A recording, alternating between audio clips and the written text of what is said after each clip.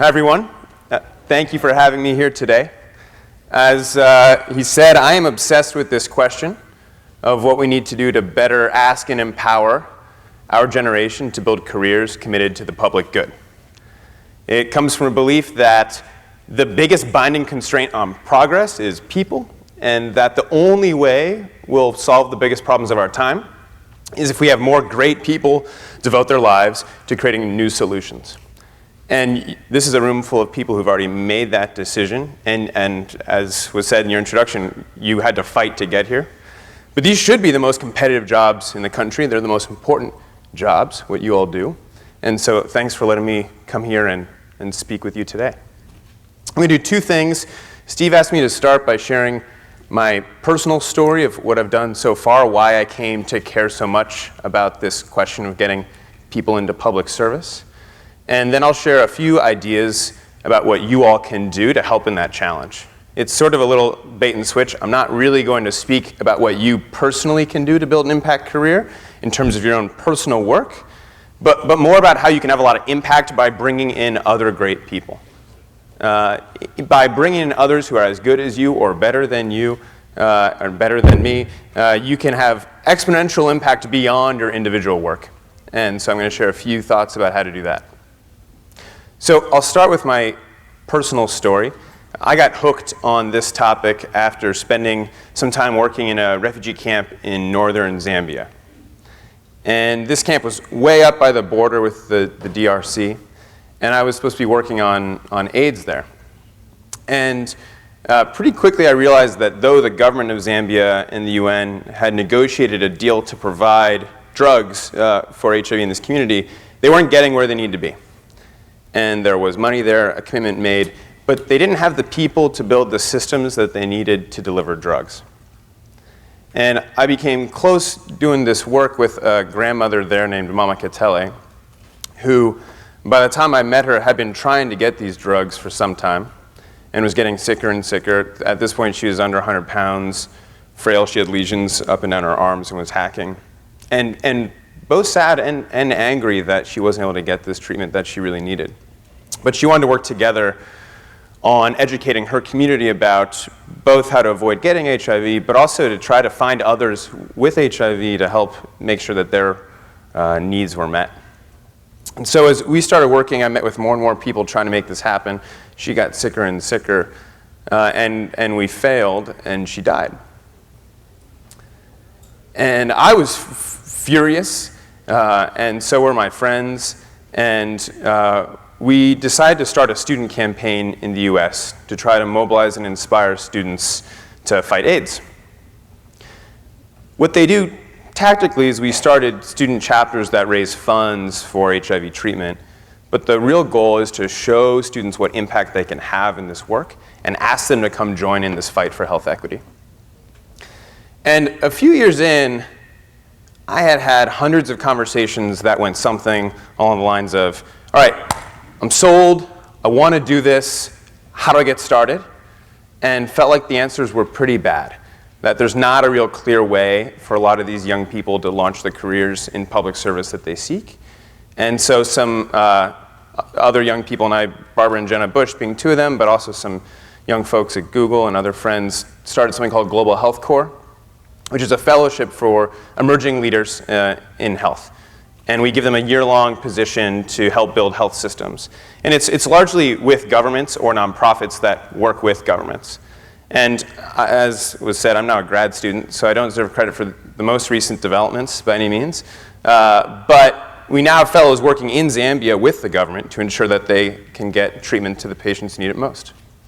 And in Rwanda with the government, Burundi, Malawi, and actually here in the US, we have had fellows with the State Department, the Office of the Global AIDS Coordinator, and in Newark, New Jersey, too, working with the government there on healthcare. And while I was first inspired around this challenge by seeing what happened when you don't get the people where they need to be, building the systems that those we seek to serve need, now I get to see what happens when great young people do this work and go visit people who are building these systems. And for me, the most exciting day of my job with Global Health Corps was the opening of this hospital called Butaro Hospital in northern Rwanda. And we had a dozen fellows working on different parts of this. They were part of much bigger teams.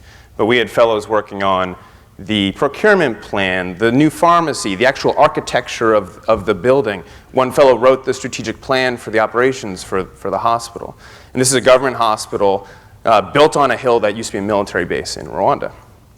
And the most powerful example for me is this guy Ian, who had started a Face AIDS chapter at Berkeley and really wanted to do this work. He came out here to DC and couldn't figure out the way to navigate government. Wasn't asked to serve really, and he was bartending and frustrated. And then he became one of the fellows working on procurement for this hospital in Rwanda, and now runs procurement for all of sub-Saharan Africa for Partners in Health, where he works with governments. Back at school, I had dropped out of school to do some of this work. And when I started going back to undergraduate, a lot of my friends who'd written these great, beautiful essays about wanting to work on educational disparities or gun violence, anything, were getting pretty pulled off track. And not because those essays weren't true, but because when they tried to go find these jobs, no one was there to recruit them, to help them navigate the system, to tell them that they're needed and important.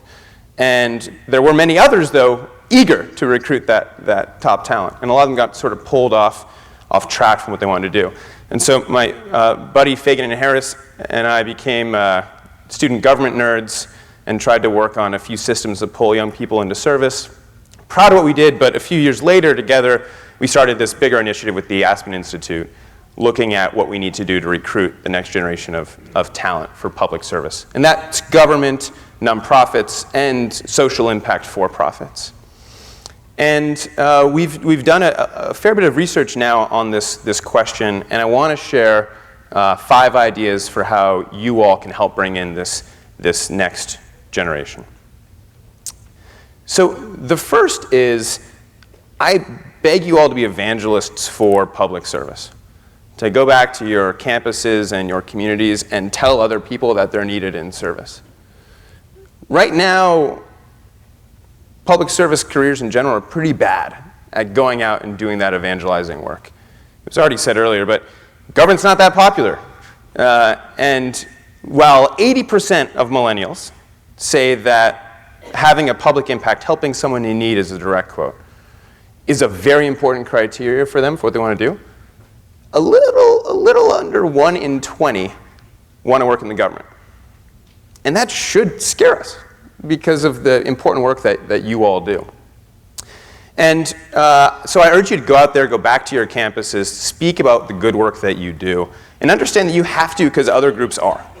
In our research, we looked at what a lot of the most successful recruiters do, and they are on campuses talking. In our focus groups with young people, we heard similar stories over and over where someone would say, the captain of the debate team or the star of our soccer team or whatever went to X firm, and he came back and told me that they really want me, that they want me to serve, and it seemed like a good idea. And by the way, those jobs are extremely competitive too. So I think the fact that it's going to be hard for them to get a job in the government is not a reason to not bring more and more applications up and make sure the best rise. Box.com is another example. I'm from Silicon Valley. They send huge numbers of their team to these college campus recruiting fairs and just overwhelm the campus in trying to get people to come work for them.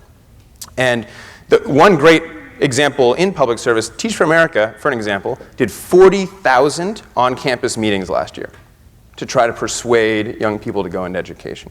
And so I just want to urge you all strongly to take advantage of your time when you go visit home, whatever, to go evangelize on campus, speak about the importance of this work, and have those one-on-one conversations. Because they will matter more than calls from big politicians even. Having someone hear from you, someone they know, someone who had their experience, will matter more. The second thing I want to say is make internships matter. A lot of research out of the Partnership for Public Service has shown that the government's just really bad in general at making internships part of a talent pipeline for the government. And for a quick stat, 6.6% of government student interns end up becoming full-time employees. In corporate America, it's above 50%. And let me put it this way. I go to a business school. This would not be a popular statement at Stanford Graduate School of Business. Do not give internships to kids from Stanford Graduate School of Business. Unless they are able to convince you that they're very serious about working for the government, don't waste that spot. Don't use them as a short-term plug in a hole, a quick infusion of talent. Because interns are the best way to recruit ongoing talent for your organizations moving forward. And you want to expose people, court people who are serious about doing that work. Third, this one might be a little controversial, but I'll say it. Please, in your offices, promote the idea of hiring from within. There is frequently a need for outside talent. Oh, good, I got one applause. There are reasons why sometimes infusion of outside talent makes sense. But the idea that people like you who maybe give 20 years to public service should be managed by someone who spent 20 years not in public service is really damaging when we're trying to convince the next generation to serve. If you send the message that the best way to lead in government is to not spend a career in government, then you're not going to have a lot of great people doing this work. All right.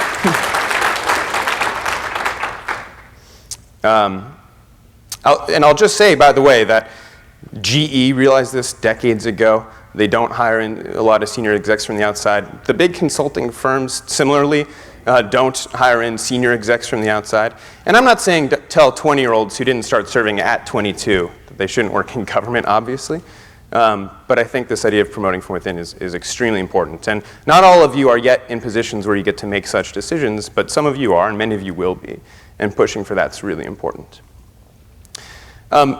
The next one may also be, well, that one wasn't controversial, that's good. The next one may be, which is if we want to bring young people in, we have to get more in the habit, in public service in general, nonprofits, government, et cetera, of giving young people real power. And that's particularly annoying if you're sandwiched in middle management and your boss is not giving you more power. But the only way we'll get more people to want to come is by giving real responsibility to young people. Let me make one concrete ask. If there's a younger person working for you, a summer intern working for you, fight to bring them to the big meetings. Bring them along. Put some effort, put your neck out a bit to include them in decisions. Because again, what we heard over and over again in focus groups with young people is that they don't want to work in public service because they don't think they'll get to be part of decisions. They won't be doing the real work. And that's something that we can fix. The fifth idea I want to share is that a frequent complaint I hear from friends that I've made in public service is that I don't get enough mentorship. And my new retort every single time is, who do you mentor? And too frequently the answer is, oh, well, I'm not to that level yet. It doesn't make sense for me to do that yet. And that's not true. And one way to start breaking the system of insufficient mentorship and professional development is to do it. So again, I ask you guys to do that in your offices. Ask your colleagues and peers to do that and start making that change. I know there's a session here about how to find good mentors, but during that session, think hard too about how to be good mentors for the next generation. Those are my 5 thoughts on what you can do. We interviewed about 150 public sector leaders for this work. We've done a lot of the lit review. Those are boiled down. If you want to read the more academic work, go to our website at the Impact Careers Initiative. But I think if you do those 5 things, it can have a real impact. And so with that, I'll just say thanks again for inviting me to speak here. I think that what feels special in this room is there are a lot of conversation about how to advance a career, but how to advance your impact and be sure that in your work you're getting as much done, in your case for the public, I think is a more rare conversation and a special one to be having. And I appreciate you guys. I appreciate all you guys do at GovLoop. And thanks very much.